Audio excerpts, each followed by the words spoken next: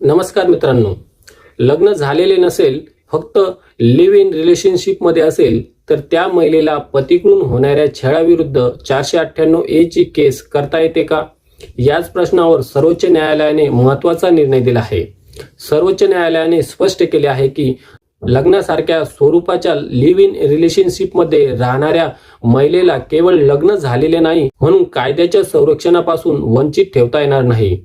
म्हणजेच जर संबंधाचे स्वरूप पती पत्नी प्रमाणे असेल आणि त्या महिलेला शारीरिक किंवा मानसिक छळ किंवा कायद्यात सांगितलेल्या प्रकारची हॅरॅसमेंट होत असेल तर सेक्शन 498 ए IPC अंतर्गत कारवाईचा मार्ग उपलब्ध होऊ शकतो.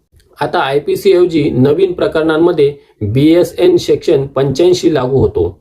पण एक गोष्ट लक्षात ठेवा, प्रत्येक लिव्ह इन रिलेशनशिपमध्ये आपोआप 498 ए नाही. संबंध खरोखरच relationship in the nature of marriage आहे का आणि क्रुएल्टीचे आवश्यक घटक आहे का हे परिस्थितीनुसार ठरवले जाईल. म्हणूनच हा निर्णय लिव्ह इन रिलेशनशिपमध्ये राहणाऱ्या महिलांसाठी अत्यंत महत्त्वाचा आहे. अशा सोप्या भाषेतील कायदेशीर माहितीसाठी चॅनलला सबस्क्राईब करा. धन्यवाद.